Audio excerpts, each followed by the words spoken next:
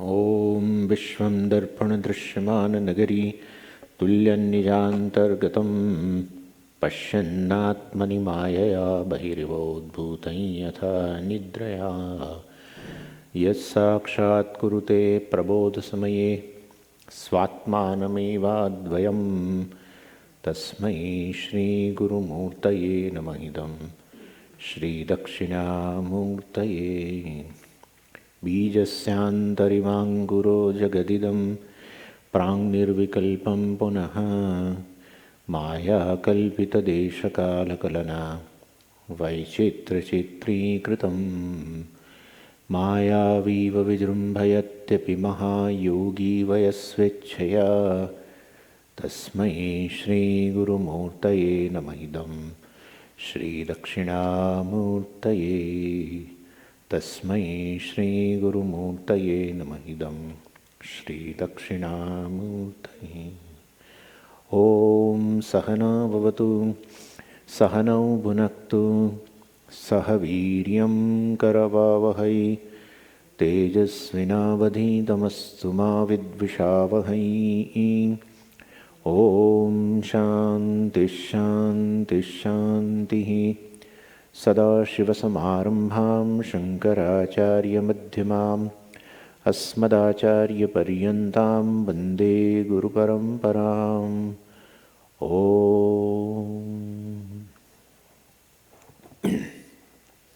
तत्त्वविवेकः कः? आत्मा सत्यं तदन्यत् सर्वं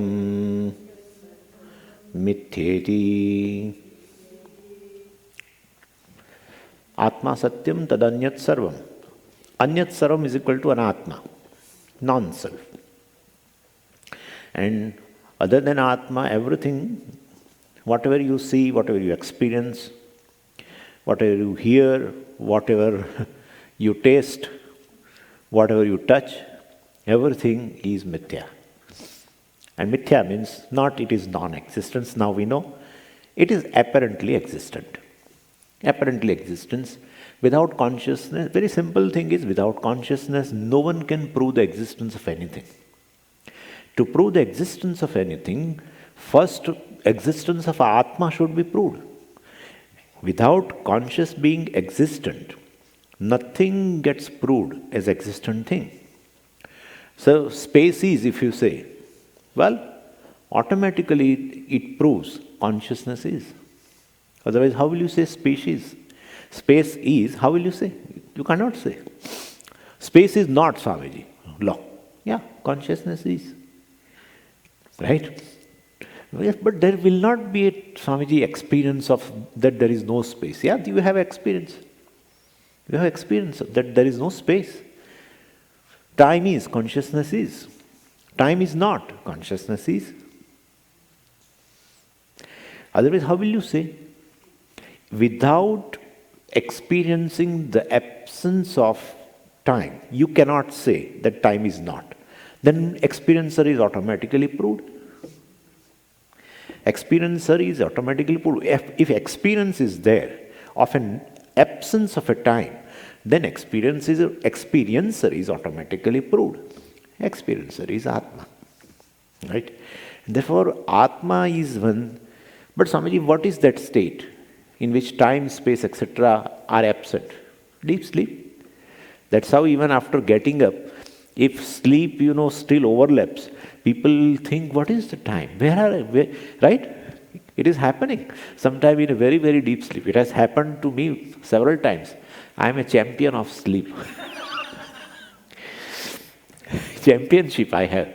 So, many times I feel, here it happened. Oh, where am I? I am in Ahmedabad. It has happened. What's the time? Even though I have woken up, but not completely come out of the sleep. That shows absence of time, place is there. And it's without also, during sleep, I was not aware of the time. So, even they are absent, I am there to appreciate the absence. Therefore, consciousness must be something which is beyond time. That's what timelessness is. Everything is in time bound. Everything is time bound. What is time bound is mithya. What is timeless is satyam. That's all. But the satyam and timeless, how can they go together? Yeah, they go together. Definition of satyam is which exists in all the three periods of time. Well, that's timelessness. But you are saying, Swamiji, exist in three periods. In three periods, still time bound. It is not. Even these three periods of time are not there, let's say. Let's say the concept of time, basically, past, present, future. Well, that is absent. Then what? And still you are there to appreciate, to prove, to experience, to know the absence of time. Well, the conscious being must be there. That's how I am. All the time existent. Timelessness also proves existence. Time bound, today existent, tomorrow not. Is time bound. I'm timeless. That's a glory. No one in the world will ever sing a glory of yourself the way Veda sings for you. It's amazing. Anywhere you go, people may talk about your glories in your presence, in your absence, but they cannot sing a glory like the Veda sings for you.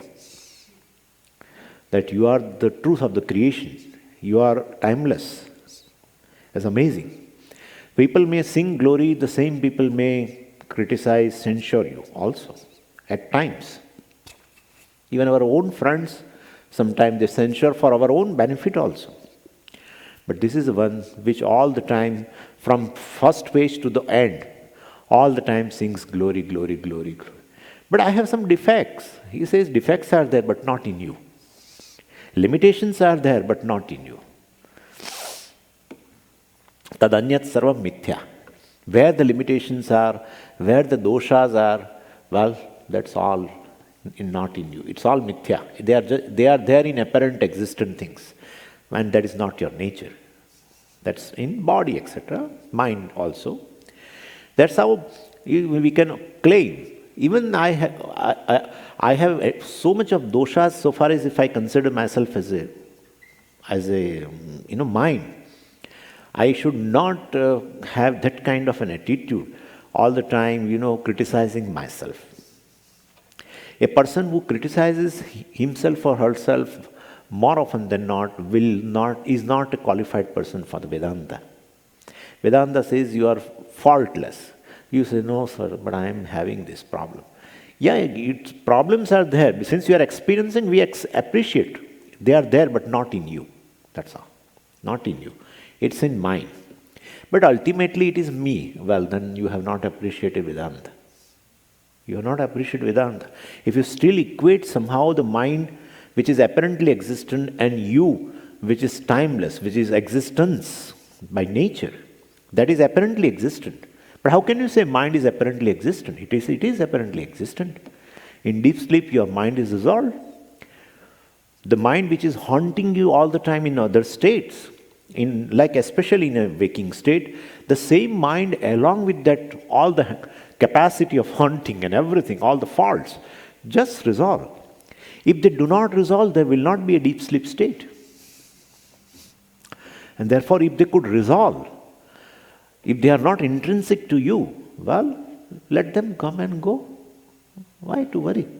If they are there, they are there. If they are not there, they are not there. Why should I bother?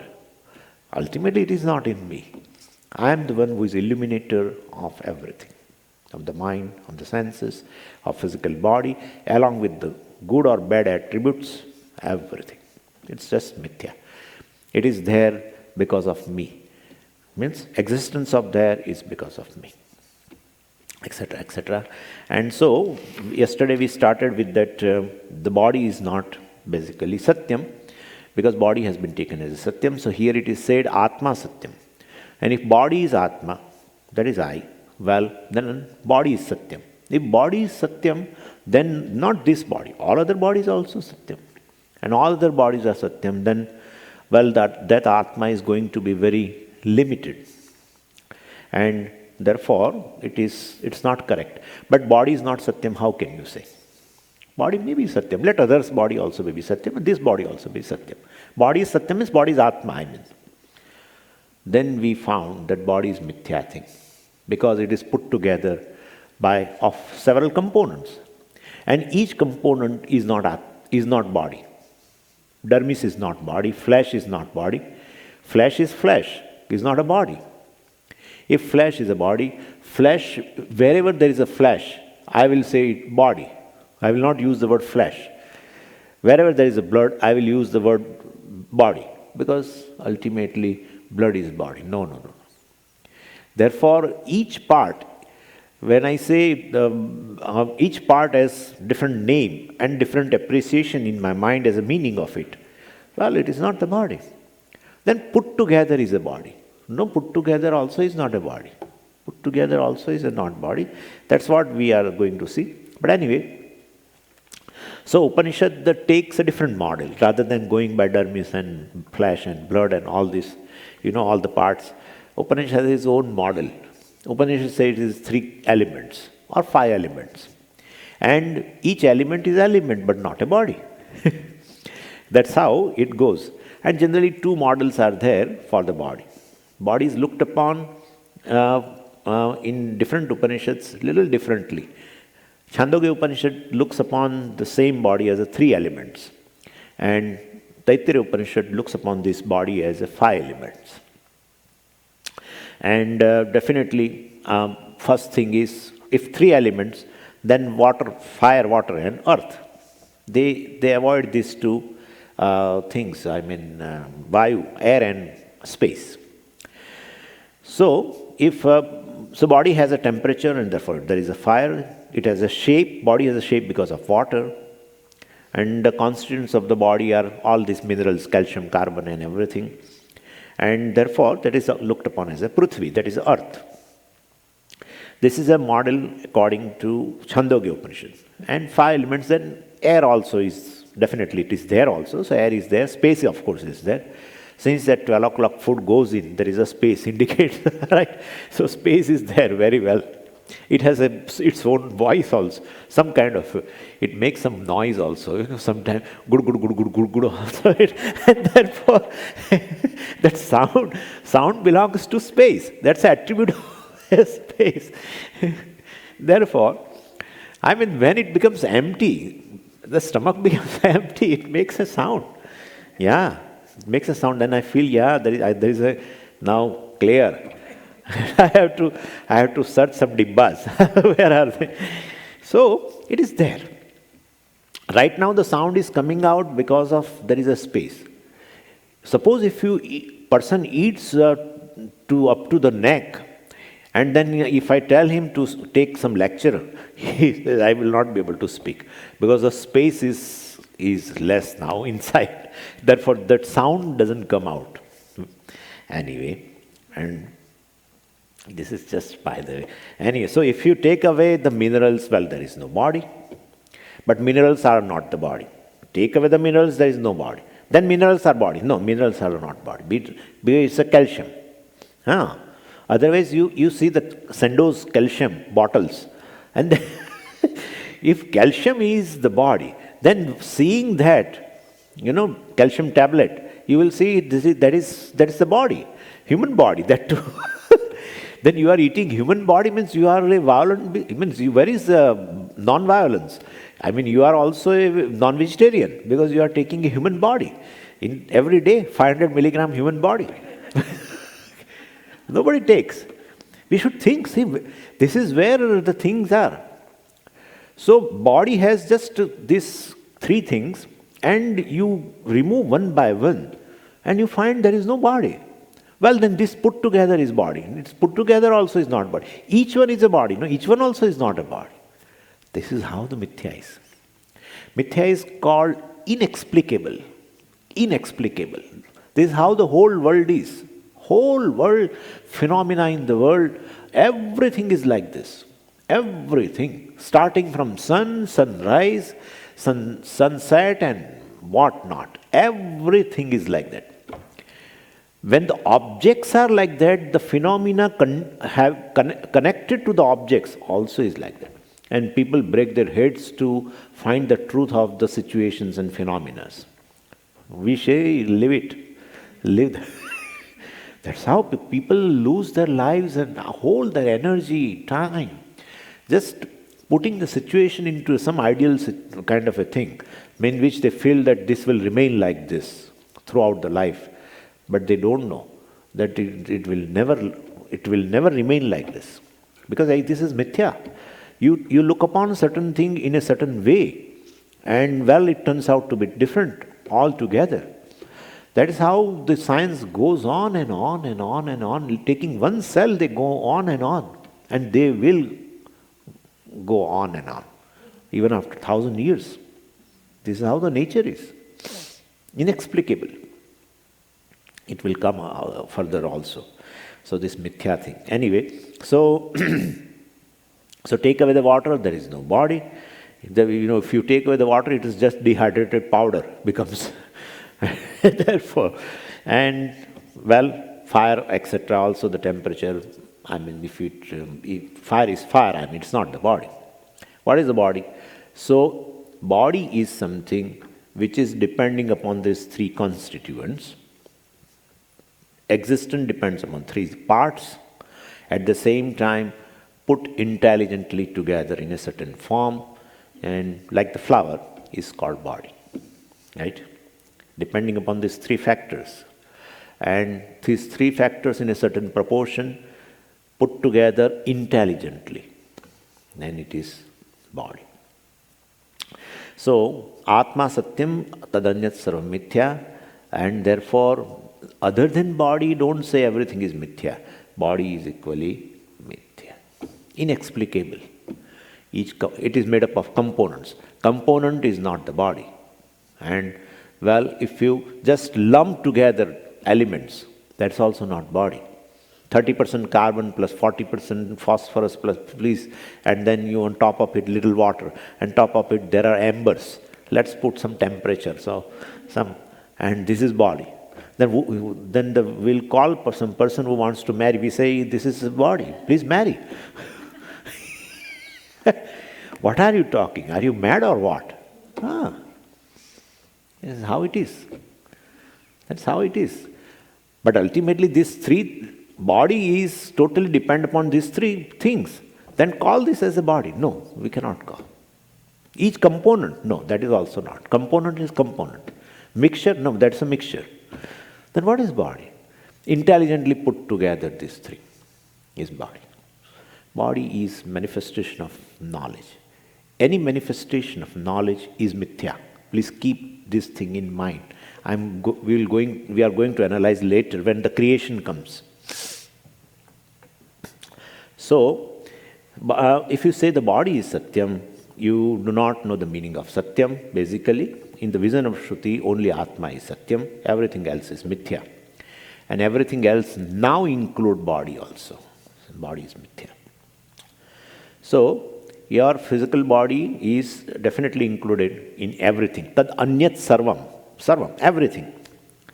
Till today, before the analysis, before discrimination to inquiry, everything is other than the body. But now body also goes into that. And not only this physical body, now whatever is inside the body, everything. Prana also, mind also, senses also. That is coming in the definition of Atma itself. Everything is included. Not just this physical part. Everything is included into a category called Mithya. And if, other than all this, other than prana, other than senses, other than mind, other than intellect, other than ignorance, other than physical body, what is left over is Atma. This is all Mithya, then what is Satyam? Atma Satyam. Whatever is there, whatever is left over is Atma. Right? Right now. And therefore, that alone is Atma. So if it has parts, it becomes Mithya. And no part is Satyam. No part is Satyam because body has a parts. Like flower has a parts. right? And we have proved that each part is not the flower, right? Each part, dermis, is not the body, etc. And therefore, anything which has a parts, this is a beautiful definition, anything which has a parts is mithya. Therefore, Atma, if it is Satyam, as per the Shruti, well, then it should not have any parts. That's how Atma is called Niravayavam. It will come even in second chapter also, in the Bhagavad Gita. Avayava means a limb, part. Niravayavam means no parts, partless. Partless thing only can be limitless. Anything which is a part will be limited. Anything which is a part is time bound. This is all connected. It's all Maggi noodles. You can connect. That is how the Nididhyasanam should be. Nididhyasanam is this. Take one word and go. If you can connect. Take one word. Atma has no parts. And start thinking. Take anything in your mind. This has a parts. Right? What were the parts? 2 parts. And then the third thing, all these things are also there inside. The spring and everything. All parts. Anything which has a parts is time bound. Anything which is a part has a dimension. Anything which is part is limited. In time, in place, like that. In objectivity. It is just a clip and nothing else. Limited. It has one kind of a physical body. It doesn't have this body. Right? If I say you are paper, he says, what are you talking? What are you talking? No, I'm saying you are clip plus this also. No, I'm just clip. Thank God. I mean, thank you, not thank God. Thank you very much. It declares, by declaring itself as a clip, it says, object-wise I am limited.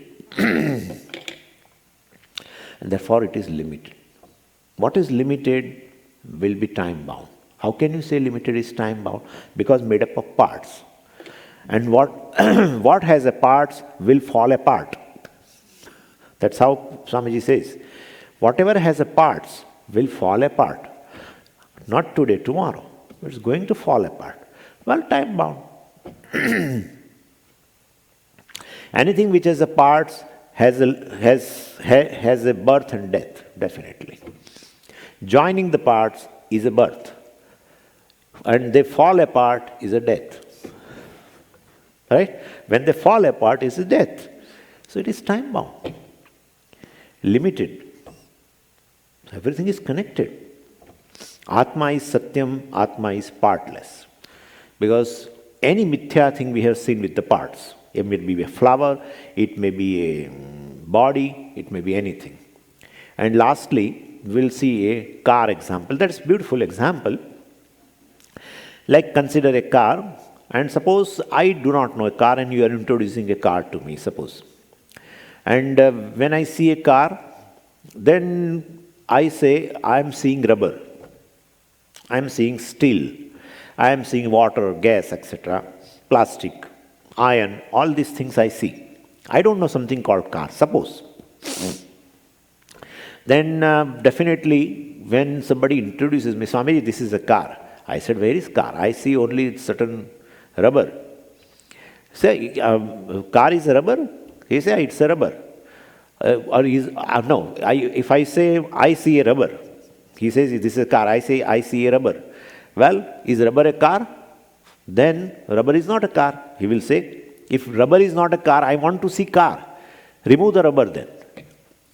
Because rubber is not a car, you are saying. If rubber is not a car, then remove the rubber, I want to see just the car.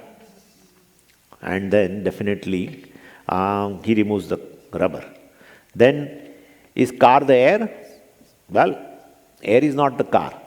Because if air is a car, it will take me anywhere. Right? It can take me anywhere. And that's what it is. But then definitely it is not like that. Air is not a car. He is looking at me with a big eyes, what this fellow is talking. But anyway, is steel a car? Steel sheets. No, steel is not a car. Is the plastic a car? No, plastic is not a car. Then remove all this. I just want to see a car. Because you said, I will introduce a car to you. And then definitely you find if the person could still not introduce a car to me. And then I said, everything has been removed like that, plastic and this and everything. And then I found there is no car. I said, let's go to see a car. I want to see the car. He said, Swamiji, this is a car. Where is the car? We have removed everything. That's what the car is. Okay, that's the car. Then I put all these tires, everything. On top of it, all the sheets of iron and everything. And then rubber and then plastic. And then water also. You have water also. And well, it cannot move, so I have to add some gas also. He said, it cannot move. We have to ignite the gas. And we have ignited the gas. It is holy, right? It cannot, we still both are there standing. It has not taken us. So, definitely what it means is, car is mithya. It's a manifestation of knowledge. And so it is not simple pile up or of different things. It is intelligently brought together. What is intelligently brought together is called manifestation of knowledge.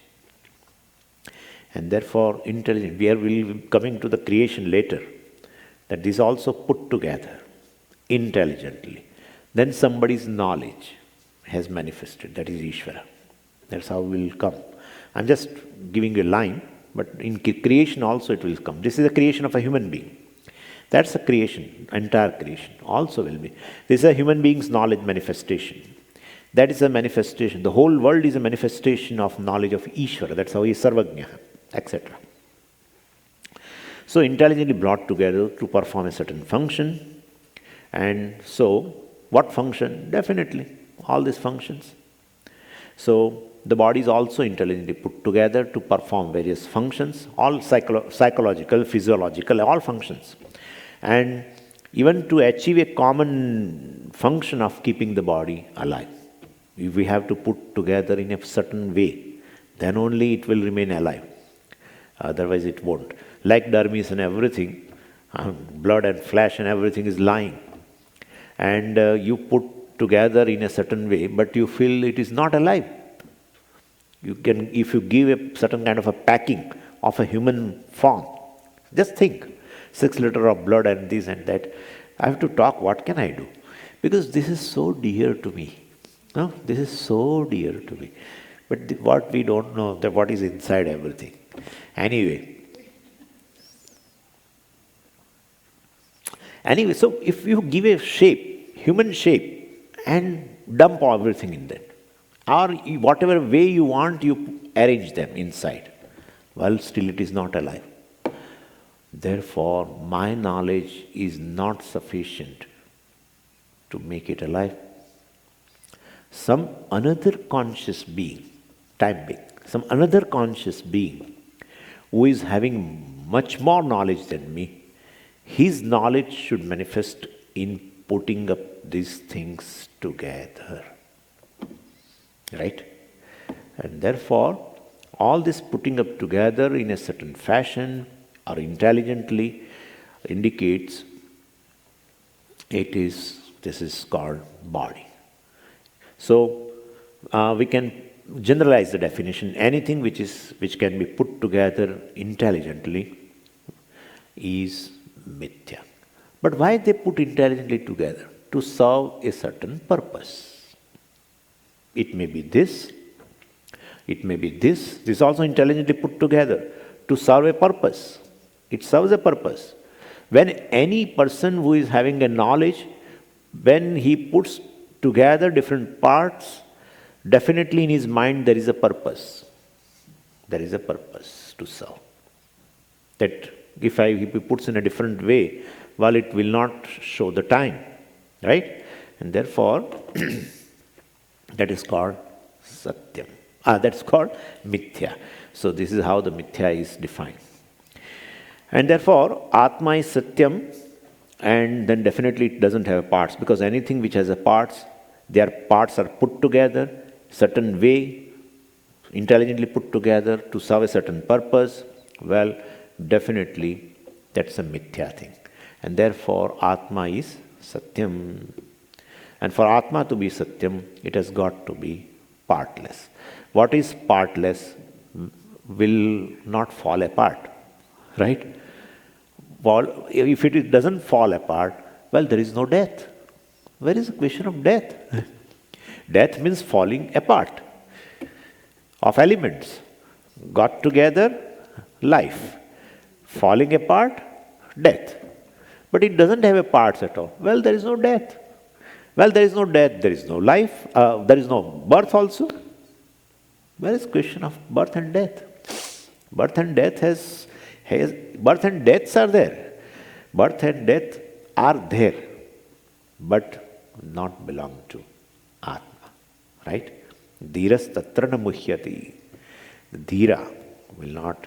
Knowing this, but that belongs to the non-self, not to the self. I am just a witness of everything.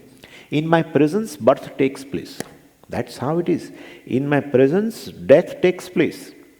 In my presence, prana does a job of uniting with the body. In my presence, even the body is formed. In my presence, even the prana gets separated from the body. In my presence, even the body falls apart.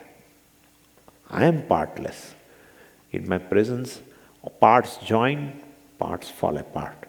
That is myself. That's the glory of myself. Birth and death just cannot touch. It cannot come near. Mithya has no capacity to touch Satyam. The Mithya Sarpa has no capacity to touch, to leave behind a trace on rope. Not a single thing. If you know once you know that this is a rope on which you have put the attributes of poisonous snake and everything, and the sliminess and everything, the sliminess. Yeah. Any creature, if you just touch, something happens.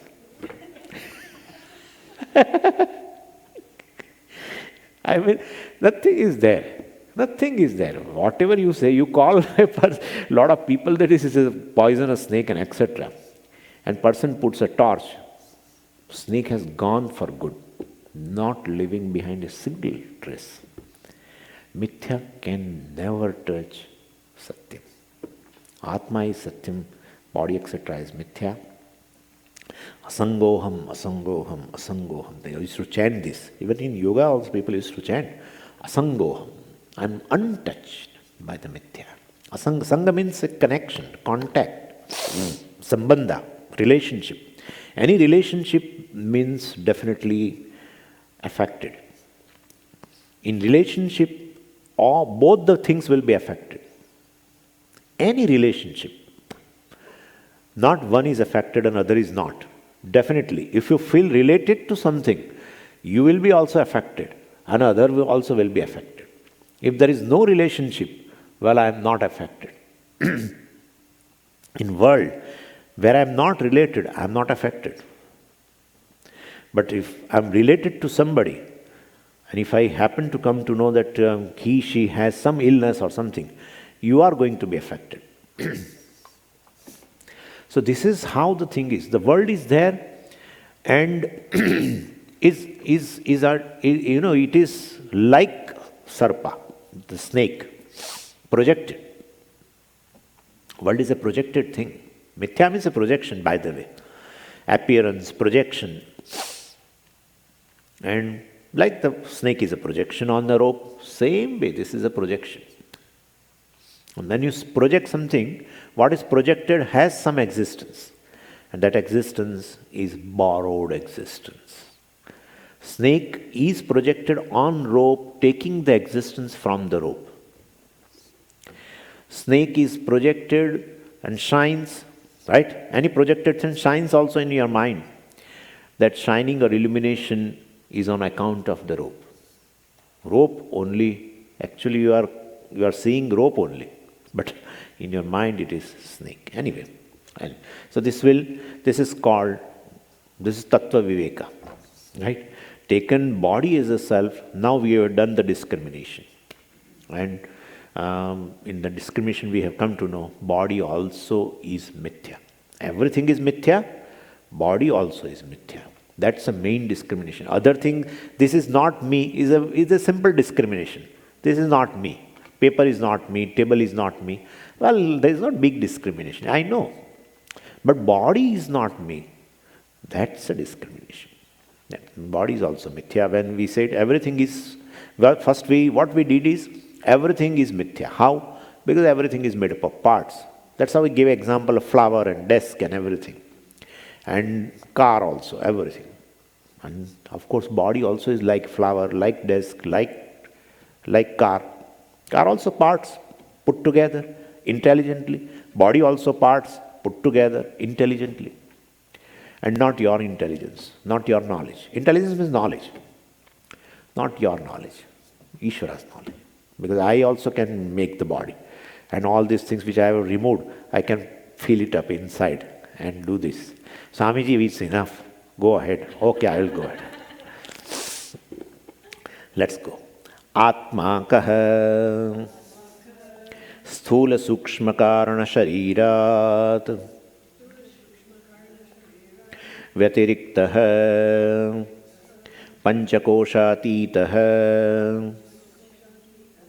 san avasthatraya sakshi Satchidananda Swarupah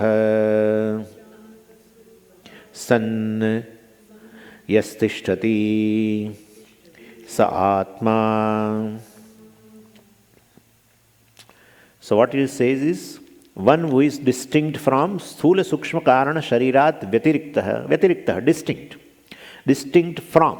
So from, if you want to use word from, in Sanskrit there is a case, fifth case you have to use. So, Sthula Sukshma Karana Sharirat, like Ramaha Ramat, same way. So, the one who is distinct from Sthula, gross, then Sukshma, subtle, and Karana, causal, bodies, Sharirat, bodies. So, one who is distinct from gross, subtle, and causal bodies is Atma. That is the first definition. Then second definition, Panchakoshatita san, Panchakoshatita. One who is beyond the 5 levels of experience. Kosha, they say shit, but here it's a beautiful way Puja Swamiji explains. When we understand like shit, people draw the sheets also. You must have seen. Then the first is the and then inside, and then there is a Atma inside. It's a dot. That's how we have first removed that. Atma is of the size of a dimension that we have seen in the second chapter. Because they show the Atma like that. They show. Then what is that? Food sheet, yeah. And I don't know, what is that air sheet? What they call, I don't know. Anyway, the Annamaya Kosha and Pranamaya Kosha and Manomaya Kosha and Vijnanamaya and Anandamaya. And then inside, a very spotted, very beautiful crown. That's Atma. Which is beyond the 5 levels of experience. We'll see that very beautiful definition of Atma. Then the third is Avasthatraya Sakshi. So Panchakosha Titaha Atma. Sthula Sukshma Karana Sharirat Vyatiriktaha Atma. Then Avasthatraya Sakshi Atma. Avasthatraya, Avastha, the states. So Traya, 3. And so being the witness, Sakshi means witness, being the witness of 3 states of experience.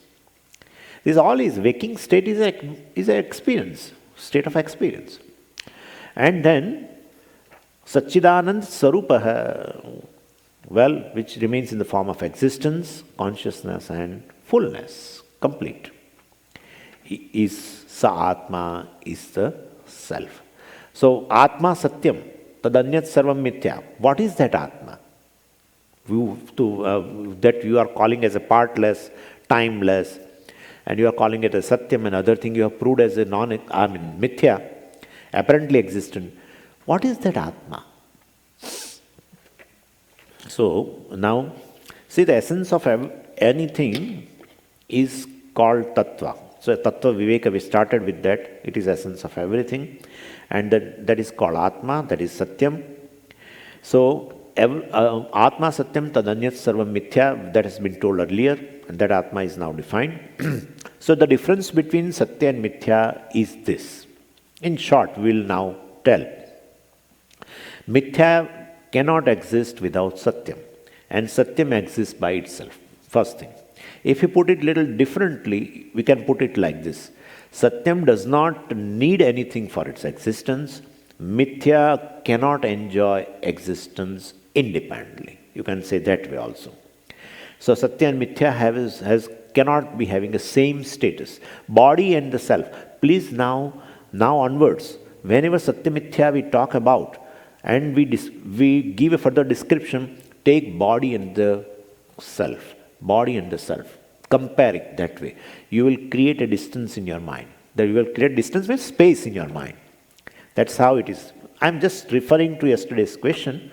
So this way, alert living means during day, all the time you will take body as a self. It is going to happen.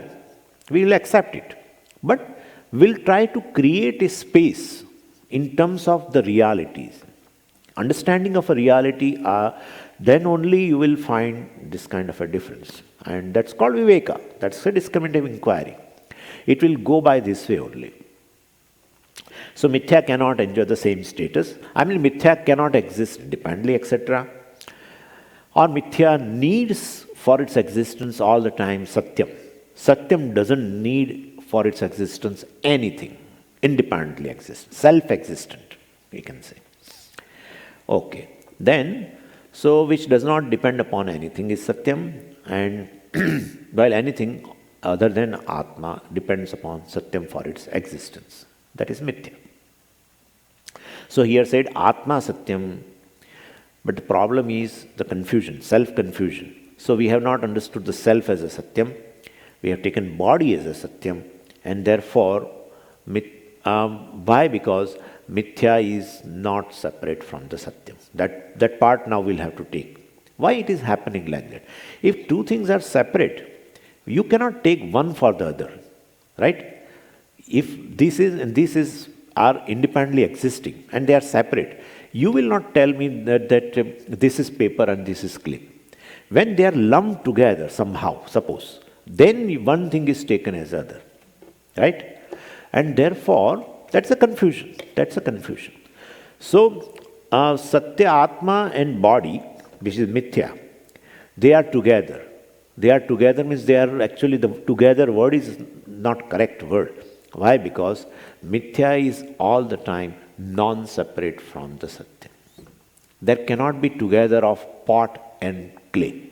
I say pot and clay, confusion. So means pot and clay are lumped together. It's not lumping. It's all lumping here. There is no lumping there because there is no pot without. Pot is non-separate from the clay. That is the definition of Mithya. Could you follow? And when something is non-separate, then only confusion can arise. Right? You can take pot as a Satyam, and that is what people are taking. I told you about that broomwala. That broomwala, you remember? The broom business. Cleaning. And I said, still clay is there. And he picks up the pot also and clean down below. And he says, there is no clay. What is in your hand is clay. Right? But he says he doesn't appreciate the clay. Therefore, if he doesn't appreciate the clay, in his mind, the real entity is what? Pot. This is how it is. Mithya is taken as a Satyam. Why? Because pot is non-separate from the clay. Mithya is non-separate from the Satyam clay. And therefore the confusion occurs. Otherwise there will not be confusion. So body and the self, there is a confusion. Right? Then definitely that confusion arises because one of them things should be Mithya. And that body is Mithya. We have already proved why it is Mithya. Put together parts and these and that. So if Atma is Satyam, what is the Viveka here? See, if you remember, we have used these two words that whenever you inquire or analyze, the object, the status of an object could be either unknown or known, unknown. Known, unknown. Two types of analysis or inquiries are there, in which one, the object is not at all known to you. And other inquiry is, object is known and unknown. Certain facets known, certain facets not known. Then that kind of inquiry in which the object is partially known and partially unknown, then it is called discriminative inquiry. And when object is totally unknown to you and you inquire into, you analyze into, well, that is a simple inquiry. We have talked about like this. And definitely here what kind of inquiry? Because partially known, partially unknown in our case. Atma is not unknown totally. When they say Atma Satyam, it is not that Atma is totally unknown for us. Because Atma is referred as a I. And who says that I don't know myself? Right? Even without going to the scriptures or going to any teacher or anybody, you say I am. So you know at least. Maybe other than I, you may not know, may know. That's a different thing. But you know at least you are. Or as a conscious being. So let's give one more, this one. I know that I am a conscious being. For that you need not go to Vedanta or anybody else. But that Atma is just Satyam. It's timeless. And other than that everything is Mithya. Well, that is not known. Then what do you mean by that? Atma is known to you. Which way it is known to you? You tell us. Atma is known. But if I ask you, who are you? Atma means I. Then I ask you, who are you? You say, I am lean. I am male. I am female, etc. I am a human being. Oh, then that kind of a Atma is not Satyam. Who says? Shastra says. We'll have to explain you. Means you even though you say I know I am a human being, you say I am a male, female, etc., etc. Or I am so tall. I am tall, I am short, etc. Well, even though you know yourself, but you really don't know about yourself. Or you know yourself partially. Because Atma is not tall. Atma is not short. What is tallness and shortness and manness and womanness belongs to Mithya. That's the thing. It's a non-self, which is tall, which is short, which is human being, which is man, which is woman, which is white, which is black, which is yellow, whatever. That's so. Even though I say I know myself that I am a human being, Shastra says, well, Atma means I is Satyam. But then I am tall that is something Mithya has been lumped together. Body you are taking as Atma. So, could you follow? Then you have to discriminate. Body is body, which is Mithya. Atma is Satyam, which is not tall, which is not short, which is not man, which is not woman. That's what Nirvana Shatakam says. Right?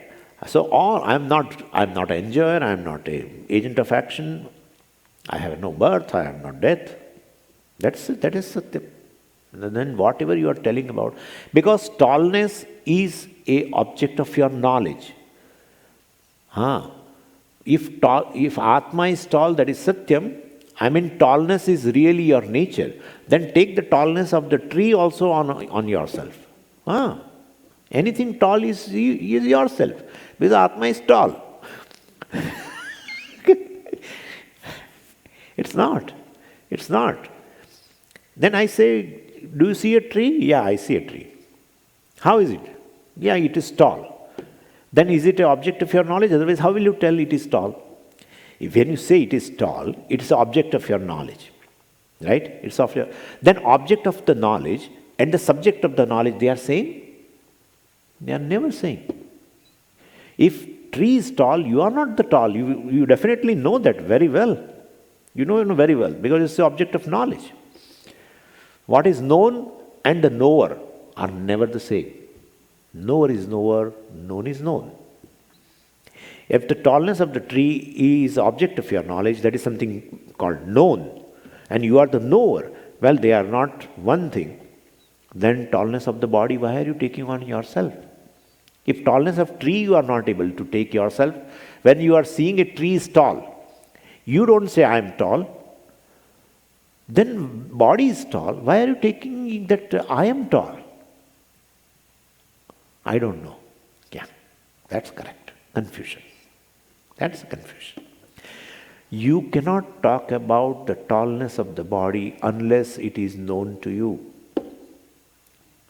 You cannot talk about the height of the body unless it is known to you. Right? I know it is tall. I know I am tall. It is not. I know I am tall. Then take tallness of the tree also on you. That is also known to you. No, I will not. What's the difference? Well, that is not non-separate from me. This is non-separate from me right now. Ultimately, we are going to prove everything is non-separate from you, but right now. When body is non-separate from me, there is going to be the confusion. One is taken for something else. Therefore, when the body is tall, you say, I am tall. Body is short, you say, I am short. When body is of a male body, you say, I am male. And then inside also, everything, whatever stuff, you take yourself. Like the mind, etc., senses, etc. I mean, not other stuff, but this mind is also stuff. Really, it's a botherating. Really? Too much botheration. This body doesn't bother me sometimes, especially I am young. But this from the beginning itself bothers me. This one. Yeah. Everything is object of your knowledge. Understand that. Unless you experience those things, you cannot tell about anything. When you say I'm fine, I'm in mood, or I'm having no conflicts, means you are experiencing your mind without conflicts. When you say I am man, you are experiencing the body which is male. Definitely. Well, what you experience is not you. Experiencer must be different from the object of experience. Experiencer is always different from object of experience. Otherwise, the experience cannot take place. Experience can take place when at least two things are there. One is experiencer and the object of experience. And they are not same. Never same. Never same. No, Swamiji, I experience myself right now. That myself includes the object of experience inside. Because of that's a self-confusion. Mind you are experiencing, senses you are experiencing as powerful or weak or whatever. But you lump because they are non-separate from you. How can you say they are non-separate from me? They are mithya. How can you say they are mithya? That's what we have seen. Body is mithya. Any mithya is always non-separate from Satyam.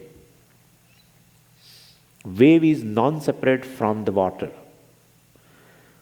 Right? Wave is non-separate from the water.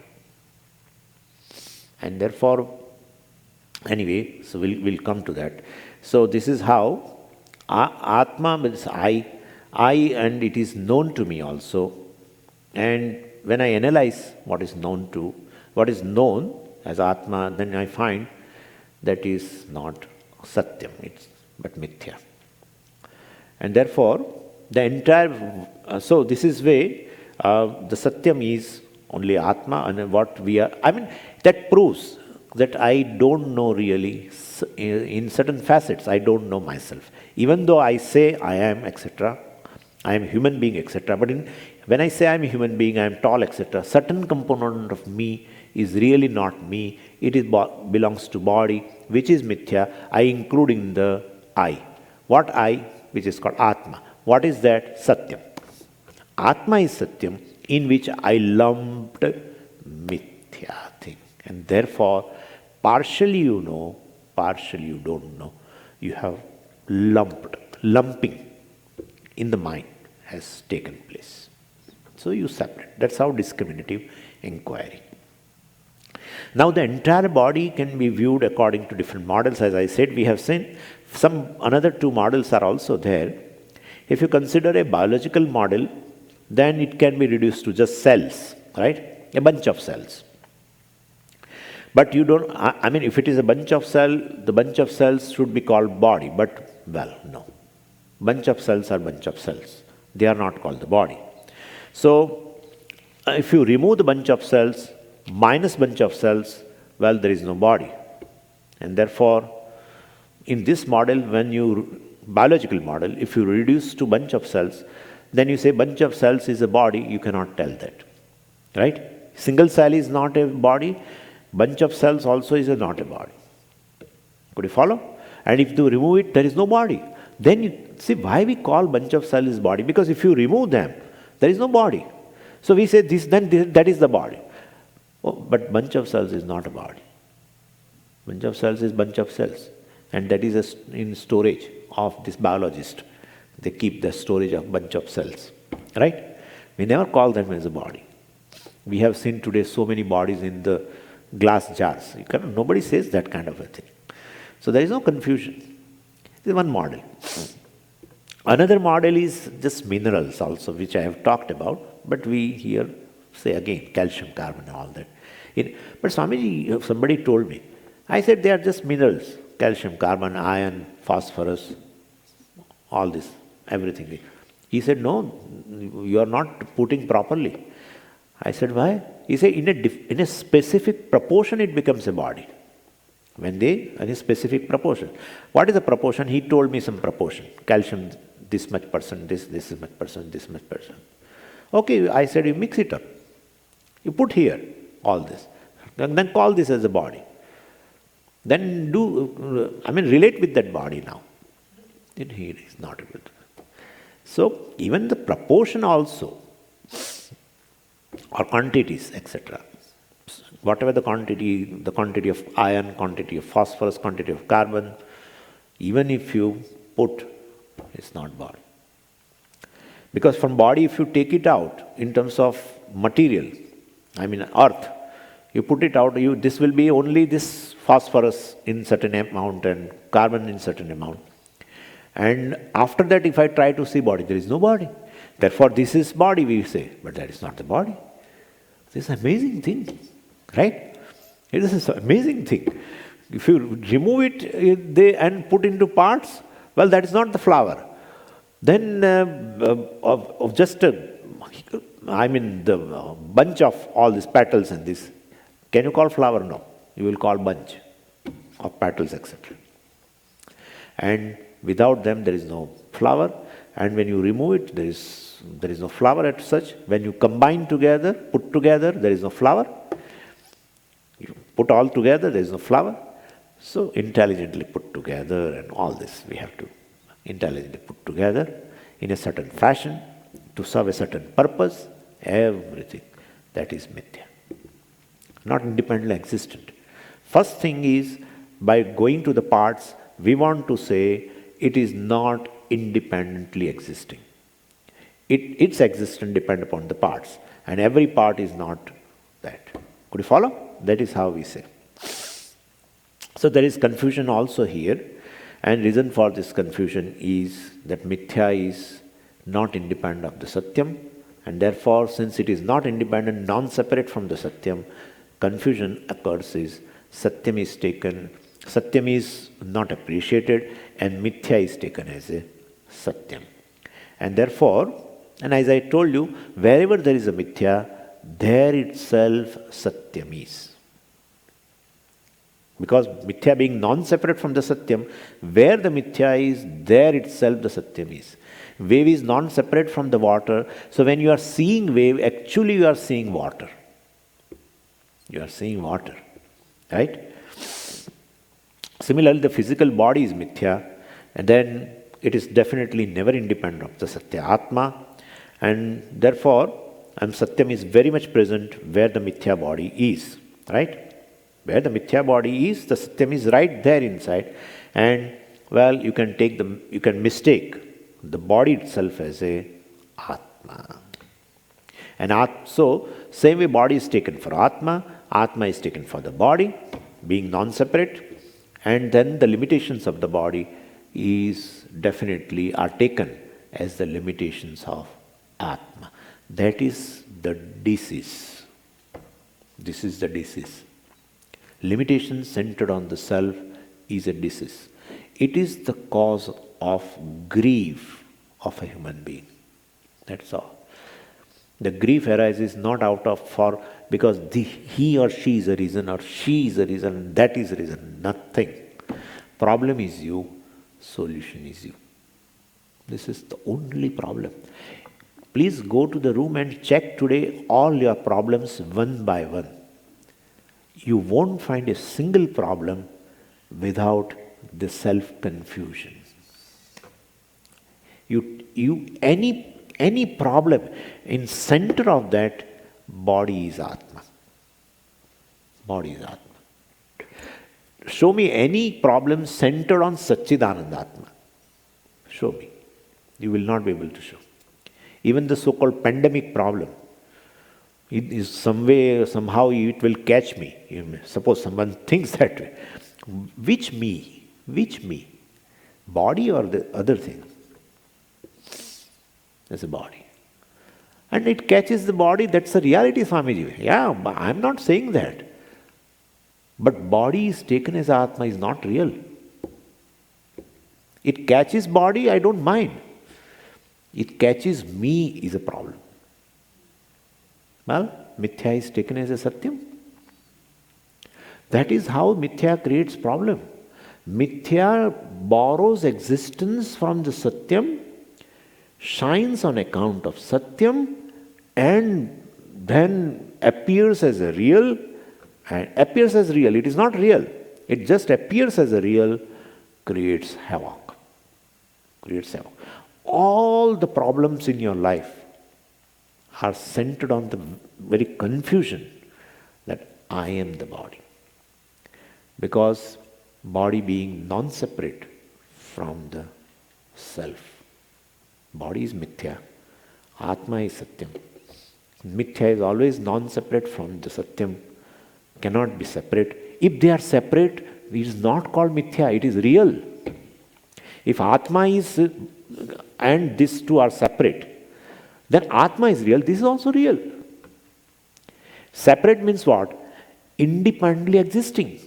If independently existing, it is not called Mithya. It is called Satyam. If it has no need of anything, suppose body, this is considered body. This is Atma. If body has no need for its existence of Atma, body has a no need. It exists independently. Well, it is Satyam. We have given this definition. Atma doesn't need any other thing for its existence. Mithya cannot exist independently without Satyam. But it appears Satyam because Mithya is always, since it is for existence, it is depending. Therefore, Mithya is looked upon as a Satyam, being non-separate. And Atma is looked upon as body is looked upon as Atma. And then the limitations of all the limitations of the body appear in the Atma, which is like crystal. Ever free from all this birth and death and disease and everything. Even one says that something has infected me. It has never infected. You are not infected at all. What are you talking, Swamiji? You are blind or what? You are insensitive. I am telling you I have got this infection, Swamiji. Yeah, still you are not infected. That's how it is. The confusion. Infection is there. Infection is not there, centered on the self. This is just, by the way, some questions. It has nothing to do with us. This is a question. And the fear is born of this thing. That something has infected me. Something has infected body is not a confusion. It doesn't create fear. And that's how here, somewhere in New York, somebody has got, we are not feeling fearful here. We are not. We talk, objectively we talk. We have our philosophy for COVID-19. We have our own philosophy. How does it exist and this and that? And nicely we talk. He should be admitted there and all objectivity. All equanimity with that we talk about somebody else. Because that body is not I. But this body, no. Because non-separate from the self. And therefore taken as the self is taken as a non-self, non-self is taken as a self, and whatever happens to this body, limitations, etc., appear. But Swamiji, limitation of Atma also, sir, limitation of Atma, that is not Atma. Atma is limitless. Therefore don't say limitation of Atma also appears in body and limitation of body appears in Atma. No, don't say that. Don't say that. Atma is limitless. What is Satyam is limitless. There is no limitation of time, it is timeless. There is no limitation of a place, it is all pervading. There is no limitation of an object because it is beyond any object. All the objects exist on account of Atma. Atma is not object. Body exists on account of Atma. That's how it is mithya. Satyam is self-existent. Right? And therefore it is Sat. All the time it is just an existence. What existence? You talk something about existence, we feel like you are giving us a boiled vegetable which has no taste. What existence? The consciousness. Yeah, consciousness. That's a matter of experience. You are experiencing yourself because you are conscious. You are experiencing the world because you are conscious. So when I say that consciousness is limitless, consciousness is existence. And that consciousness has no boundary. Yeah, Swami, then it's fine. Just existence, then you feel, what is that? How will I experience that existence? Hey, you are consciousness. Consciousness, existence. Sat eva chit, chit eva sat.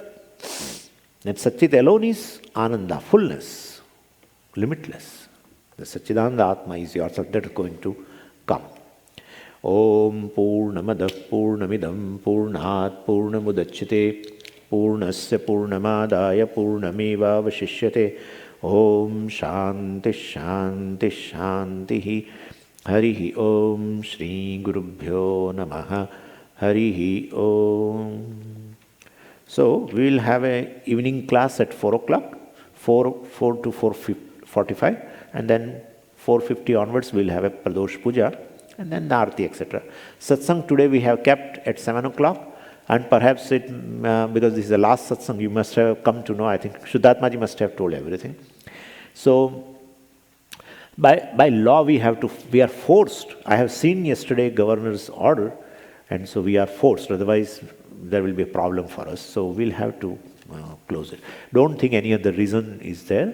People may think, what is the reason? Something must be, because nothing is there except this law. And satsang we have kept at 7 o'clock, and it may go up to 8:30 or something. And so this is how we have thought of for today. This is any other thing, Chitraji? Any other thing? Yeah, that I had told. The classes will be there, yes. Yeah, classes will be there. 2 classes of Tattva Bodha and 1 class of this will be there, because all classes now will not be there for all of you. Sanskritam and maybe Sanskritam may be there, or I don't know. If that we have to ask to Mataji if she wants to continue or not, because I cannot tell. But as such, course is ending. Therefore, you may not have a meditation also, I think. Meditation, etc. also will not be there. Satsang will not be there. And then you have more time. So I can take 1 more class of Tattva Bodha also. Online class. Everything online. No class will be like this now. So online 2 classes. And online, evening itself I will give you that when you open the Zoom, they will ask you, join the meeting. And when you press it, they will insert the ID. And that ID I am giving you. If you insert that ID, immediately will join to me. No need of link or nothing. We are doing that way. In America also I have done, and for India also I am doing. Everyone is joining through that ID, which number is there. I will write it and give it to you in the evening class. So simply open the Zoom, join a meeting, and insert the ID. That's all. Immediately will join. Okay?